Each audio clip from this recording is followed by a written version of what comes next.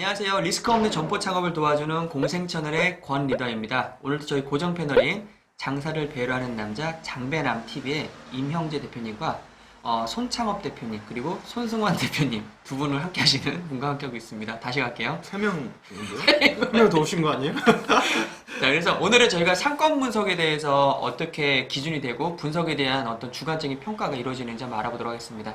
자, 먼저 임형재 대표님.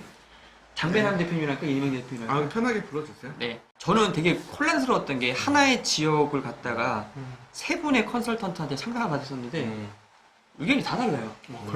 경험이 엄청 많으시네요. 저요? 네. 제가 경험하는 게 상담하는 거죠. 왜냐면 알아야 되니까.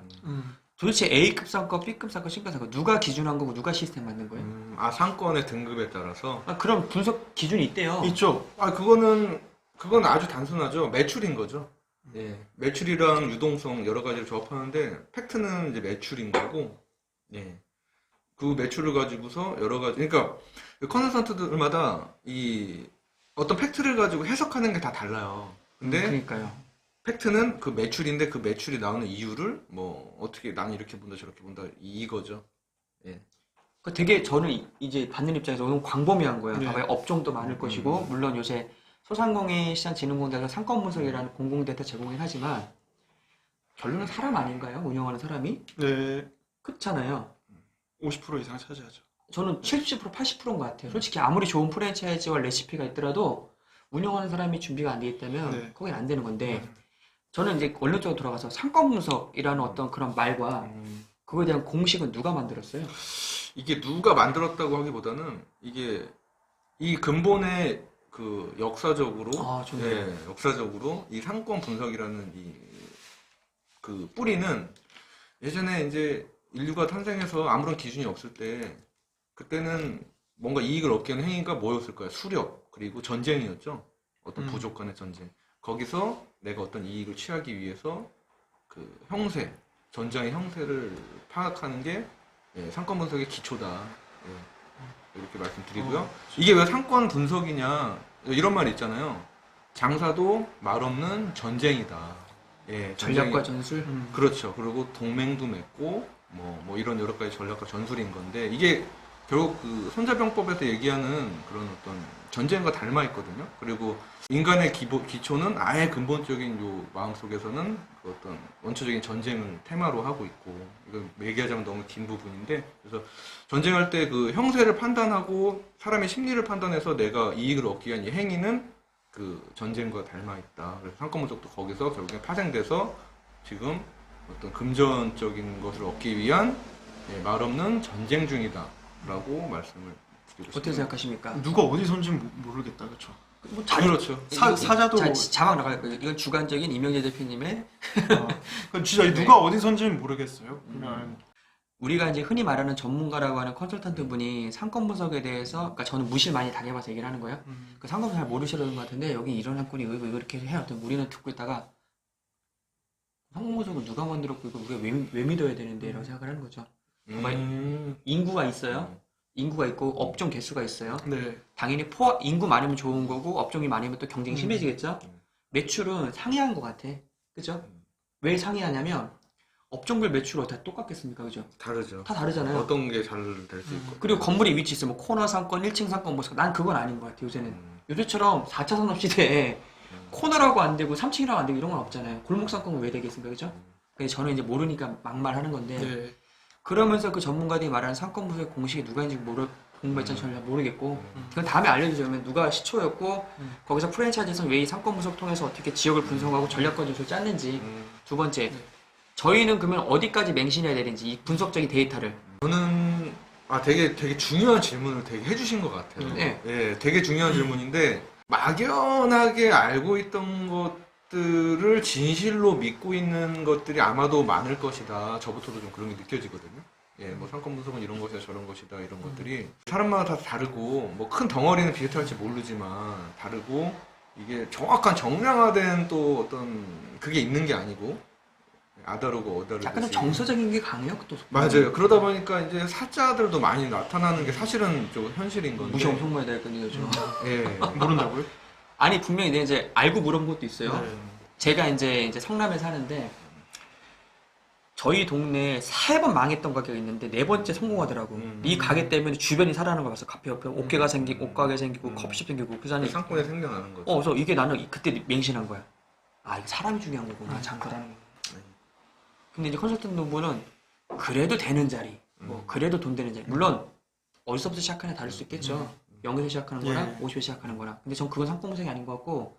그럼 두 분의 의견을 종합해보면 주관적이긴 하고 다음에 조금 더 공부해서 알려주겠다 이건가요? 저는 이제 여기서 한 말씀 드릴 게 있는 게 어쨌든 이제 10년 이상 여기서 일을 했고 점포 프랜차이즈들이랑 많이 이제 일을 했지만 저희가 매출 보는 거는 일단 거의 전국구로 기존의 점주님들이나 뭐 데이터를 계속 가지고 있거든요. 그래서 아까 성남 지역이다. 그러면은 그 업종 그 지역에 대한 거의 매출 데이터가 있기 때문에 다른 이제 뭐 물론 분석 사이트도 있고 정부에서 운영하고 있고 그런 것도 있지만 실제로 예를 들어서 A라는 순댓국 브랜드가 있어요. A라는 순댓국 브랜드가 성남 그 지역에서 4,500만 원이 나와. 근데 예를 들어서 B라는 해장국집이 나왔어요. 근데 이미 이 A, B라는 매장이 강동구에 같이 있어. 근데 강동구에 같이 있는데 A라는 순댓국집은 매출 3,500 나오는데 그 B라는 해장국집은 4,000이 나와요. 네. 그럼 A보다 좀 더 나오잖아요. 그쵸. 지역이 다른데 브랜드도 다른데. 물론 그 지역에 따라서 뭐 젊은 층이 많고 이런 특수 상권을 제외하고 이제 전국구로 깔리는 프랜차이즈들을 보면은 항상 이런 식으로 좀 데이터를 갖고 이제 일을 할 수 있거든요. 그랬을 때 성남에서 4천만 원 파는 그 순댓국집이 3,500만 원 파는 순댓국집이 있으면은 최소한 이제 해장국이 들어가서 뭐 1,000만 원 팔고 2,000만 원 파는 일은 거의 없다는 거죠. 정리해 볼게요. 네. 좀 길어지면 좀 더 복잡하니까 잡을게요. 그러면은 그 창업 프랜차이즈 업체에서 제공할 수 있는 정확한 정량적 데이터는 업종에 대한 평균 매출액만 전달해주고 고객한테 아니죠. 그렇게 해주진 않죠, 사실은. 아, 이제 그렇게 그거를 안 이제 업종을 찾는 이제 최대의 기준점으로 찾고 그걸 기준점을 찾고? 근거로 제공하거나 그렇진 않고요. 아, 네, 그래서 사실 컨설턴트가 필요한 거고 그거는 경력이랑 네. 저는 이제 이 업계에서 사실 경력이 실력이다는 말을 하거든요. 아까 예를 들어서 말씀하셨듯이 10년 있다 보면은 정말 웃긴 게 같은 자리에서 예를 들어서 C라는 김밥집이 있었어요. 네. 근데 이 점포가 망했어. 네, 그래서 2년 있다 바뀌었어. 네. 다른 꽈배기도 생겼다. 3년 있다 또 햄버거집도 생겼다가 더 웃긴 거 8년 있다가 그 C라는 김밥집이 다시 생겨. 이런 일도 있어요. 웃기죠. 보면은 정말 웃기거든요. 한 자리에서. 네, 한 자리에서 같은 브랜드가 다시 들어와. 그래서 이런 것들에 대해서 사실은 일반 창업자분들이나 그 다음에 이제 프랜차이즈 초창기 때 하시는 분들 이제 알기는 힘들죠, 데이터를. 그렇죠. 왜냐면 그만큼 경력이 있어야지 알 수 있는 것들이고. 여기 원래 김밥 천국 자리인데 8년 있다 또 김밥 천국 들어왔네. 일반 사람들이나 뭐 이제 장사를 시작해서 프랜차이즈를 하시는 분들이나 알 방법은 드물잖아요. 다닐 때 그렇고 안 보고 다니시잖아요. 근데 그래도 점포를 찾고 계속 상권을 보고 하시는 컨설턴트 분들은 진짜 발로 뛰면서 매일 점포만 보고 간판만 보고 업종 바뀐 거 보고 이것만 하는 사람들이에요. 눈 떠서 눈 감을 때까지. 친구 만나러 가도 가게 보고 밥 먹으러 가도 가게 그러니까 보고. DNA적으로 네. 분석하는 어떤 게 다르다는 거잖아요. 네, 보는 그래서 거랑 기억하는 이게 게. 아까 물론 이제 사자분들도 많지만 실질적으로 이 능력 갖고 계신 분들도 많거든요. 그런 점포 구하는 능력 갖고 계신 분들. 질문이 제가 이제 다시 정리해보면 이거예요. 제가 만약에 어떤 상권 분석이라는 어떤 공식 자료 데이터를 어디까지 신뢰를 할 수 있을까 내 스스로가 판단했을 때 우리가 일반적으로 이렇게 얘기를 하잖아요. A안, B안, C안을 줘요. 선택하기 선택지를 줬어. 근데 이 선택지에 처음에 이제 그럼 출처는 어디냐 물어보지 않겠습니까? 사실은. 근데 저는 그 출처를 그 지역의 매출을 기준으로 했던 거예요. 내가 네, 매출을 기준으로 하는 매출 것이죠. 기준이죠. 그래서 이제 저한테 이제 말 그대로 이제 컨설팅 해주는 분께서는 요 정도 매출이 나오니까 요 정도만 하시면 될 것 같아요라고 똑같이 얘기했구나. 가이드를 제시해 주는 거지. 가이드를 제시해 주는 거지. 이게 낫습니다라고 얘기를 안 할 거 아닙니까? 솔직히 말하면 그거부터는 맞아요, 책임이니까. 맞아요. 그럼 저희는 매출만 믿으면 되겠네요, 결론은. 그런 부분에서 이제 본인이 좀 확인을 하는 단계가 필요하죠. 이게 이제 제 생각은 이제 장사라는 게 상권 분석이라는 게 정량적으로 어떤 딱 그 정답이 나오는 그런 문제가 될 수는 없어요. 이게 개입되는 것도 많고 또 환경적으로 어떤 영향에 의해서 시기적으로 그리고 유행적, 트렌드적으로 이거를 미래를 예측할 수는 없거든요. 예상은 할 수 있지만 그게 반드시 맞는 경우는 거의 없어요. 뭐 경리단끼리 그렇게 될 거라는 걸 알았을까요? 잘 될 때 지금처럼 이렇게 될 거라는 거 알았을까? 아무도 이제 모른다는 거죠. 근데 다만 현재 알 수 있는 어떤 그 정량적인 근거들, 그러니까 매출이 이렇고 유동이 이렇고 앞으로 이 상권이 어떻게 변할 거고 어디에 랜드마크가 뭐가 생길 거고 한 걸 가지고 그 예상을 가지고 내가 그 던져볼 수밖에 없다. 패를. 예. 그래서 어떤 정말 100을 원하는 정답을 원한다면은 이거는 저는 절대 불가능하다고 보고요. 이게 컨설턴트가 이제 100에 가까운 의견을 제시할 수는 있겠지만 그것도 완벽하지는 않기 때문에 예, 이거를 본인이 계속 생각하고 정보를 얻어서 이게 51%냐 49%냐 따져서 패를 던질 것이냐 말 것이냐 이 사업가적인 어떤 그런 마인드가 필요할 것이다. 대표님도 근데 질문 하나 한번 네. 해볼게요. 어쨌든 인구 데이터는 수치예요. 그쵸? 인구 네. 데이터는 거기 주거인, 남녀 성비, 뭐 직장인, 뭐 그죠? 그 데이터는 지금 잘 돼 있어요. 매출 데이터도 숫자예요. 맞죠? 네. 업종 개수도 숫자예요. 네. 저희는 숫자만 믿고 판단은 저희가 하면 되는 거겠네, 그죠? 그렇게 정리해도 뭐 나쁘지 않을 것 같습니다. 일단은 저희가 이제 신뢰 기준은 수치니까 네. 나머지는 정서적인 건 뭐냐면 네. 그 매장에 가서 직접 먹어보고 아니면 서비스를 보고 어떤 그런 부분을 체크를 해야 되는 노력은 필요한 건데 네. 그 전까지 객관적인 수치는 그럼요. 인구, 네. 매출 그리고 어떤 그 유동, 업종 인구수. 그런 네. 것들. 네. 그럼 제가 뭐 하나 여쭤볼게요. 네. 창업 적성 검사라는 게 필요할까요? 요즘에 어떤 게 네. 있냐면요. 내가 이제 창업을 하려고 물론 그러니까 나는 손 대표님 자꾸 혼날 것 같아요 물어보는데 그게 아니고 창업을 되게 열심히 하고자 하는 마음은 있어요. 근데 이 업종에 대한 언어를 모르니까 질문하는 것도 바보같이 질문해요. 더 좋은 거예요, 사실. 예, 되게 원초적인 질문. 전 뭘 해야 돼요? 이런 질문이 되게 답 준 사람도 뭘 하고 싶으세요? 반문이 되는 거죠. 그러다 이제 대화가 줄어가는 건데 저는 그게 아니라 나의 성향 테스트를 막 했어요. 그럼 당신한테 맞는 업종과 당신한테 맞는 직종은 이런 겁니다라고 심리 테스트 해주더라고요.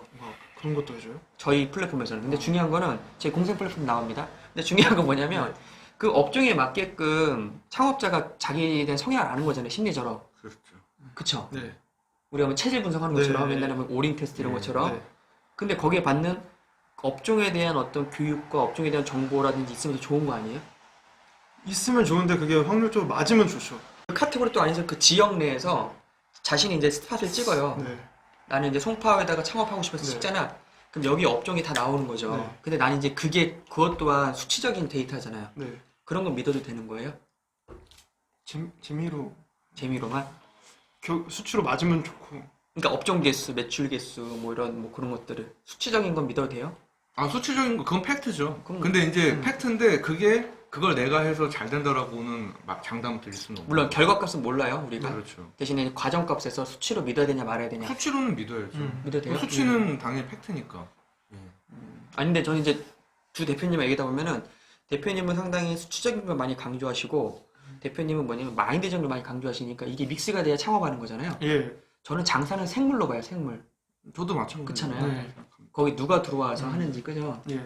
근데 결론적으로 상권 분석이라는 것은 우리가 눈으로 봐야 되는 건 수치적으로 믿지만 결론적으로는 나에 대한 분석부터 먼저 들어가야지 상권 분석이 정확히 이루어지겠네요. 그럼요. 맞습니다. 그쵸? 참 좋은 얘기하죠. 알겠습니다. 그럼 좀 오늘은 저희가 상권 분석에도 좀 알아보고 마지막으로 뭐 하실 말씀 있으세요? 없으세요? 할 말이. 그러니까 아니 뭐 할 말이라면 네. 그 창업이란 건 그 외부적인 환경적인 요소, 즉 뭐 상권 분석 그리고 나랑 함께 일할 사람에 대해 아는 것도 중요하지만 가장 중요한 거는 자기 자신에 대해서 아는 것과 아, 그럼요. 그리고 이것을 내가 계속 지속할 그 의지가 있는 것인지 저는 이게 가장 중요하다고 봅니다. 그래서 골목상권 코너 뭐 아니었는데도 내가 역량만 발휘한다면 거기를 정말 랜드마크로 만들 수 있는 사람들이 충분히 있어요. 오, 꽤 적지 않은 사람들이 있고 이러한 영향이 있기 때문에 상권 분석 매우 중요하죠. 정량적인 수치적인 요소 매우 중요하지만 내가 그렇게 자신이 있고 할 마음이 있고 예, 그것이 저는 근본이라고 봅니다. 예. 예. 방금 말씀하신 것처럼 지금 이렇게 상권에도 사실 이제 기준이 애매모호해지고 너무 시대가 빨리 변하니까 어느 상권이 이렇게 갑자기 일어나고 어느 상권이 갑자기 죽고 이런 예상할 수가 것들에서 없어요. 진짜 전문가들조차 좀 예상하기 힘든 시기인 것 같아요. 그렇지만 그럼에도 불구하고 어느 정도 예상 가능하다. 그래서 일반 창업자분들이 그런 부분까지 다 고려를 할 수 있을까? 과연? 그래서 걱정이 많아요. 저는 이제 권 리더의 생각은 뭐냐면 솔직히 상권 분석 상당히 좋습니다. 수치적으로 하지만 나에 대한 분석부터도 먼저 들어가야 되지 않을까라고 생각을 하고요.